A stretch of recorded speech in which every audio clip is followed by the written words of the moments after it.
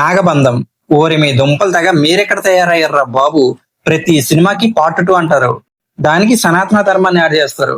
ఈ మధ్య film makers కి సనాతన ధర్మం అనేది ఒక ప్రోడక్ట్ అయిపోయింది.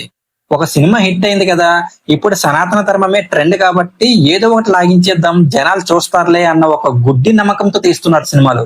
అసలు ఎందుకు పార్ట్ 2? ఏం పీకేరని పార్ట్ 1 లో? సినిమా అయితే చాలా దారుణంగా ఉంది. సెకండ్ హాఫ్ లో నిద్ర వచ్చింది. Hello all, welcome to my channel nomadic cinema. అలాగే మీ దగ్గర బాగా డబ్బులున్నాయి, మీ అబ్బాయిని ఒక పెద్ద హీరో చేద్దాం అనుకున్నారు. Okay, good. కానీ ఒకేసారి పెద్ద హీరో ఎవరు అవ్వలేరు కదా. ఒక చిన్న సినిమా, మంచి కంటెంట్ ఉన్న సినిమా తీస్తే జనాలకి తన ఫేస్ అలవాటు అవుతుంది. తర్వాత మీ ఇష్టం వచ్చినట్టు సినిమాలు తీయొచ్చు. ఆల్రెడీ పెద్ద కాపైన ఒక కళాఖండం తీశారు, అయినా బుద్ధి రాలేదు. ఇప్పుడు ఇంకో కళాఖండంతో వచ్చారు. ఫ్యూచర్ లో ఇంకెన్ని కళాఖండాలు తీస్తారో. సినిమా కథలో పొటెన్షియల్ ఉంది, కానీ దానికి తగ్గ స్క్రీన్ ప్లే లేదు. నచ్చినట్టు రాసుకున్నారు సీన్స్ అన్ని. పైగా అందరూ కూడా అరుస్తూనే ఉంటారు యాక్ట్ చేయమంటే. ఫస్ట్ హాఫ్ స్టార్టింగ్ లో ఒక మంచి సీన్ పడింది, విలన్ ఇంట్రడక్షన్. కానీ దాని తర్వాత నుంచి పడుకుంది సినిమా. చాలా కన్వీనియంట్ రైటింగ్ తో సర్వనాశనం చేశారు సినిమాని.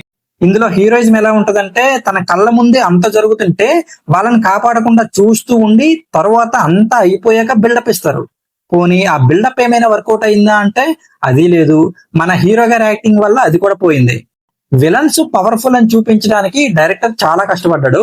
ఎలా అంటే రకరకాలుగా నరుకుతుంటారు. Music directors Junaid Kumar and Abhi ఇచ్చిన సాంగ్స్ బాలేవు, అండ్ బీజిఎం కూడా చాలా లౌడ్ గా అనిపించింది. యాక్టర్స్ అందరూ కూడా వాళ్ళకి ఇచ్చిన రోల్స్ లో బాగానే ఓవర్ యాక్షన్ చేశారు.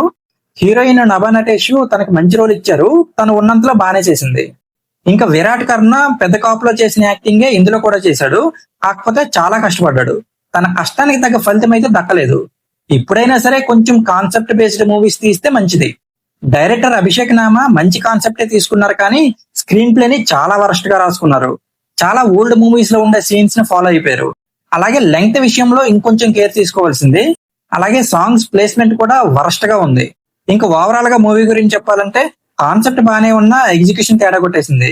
అసలు 3 గంటల పైనే ఉన్న సినిమాలో ఎక్కడా కూడా ఒక్క హై ఇచ్చే మూమెంట్ కూడా లేదు. ఇది జస్ట్ మిస్టేక్ కాదు, 100 కోట్ల మిస్టేక్.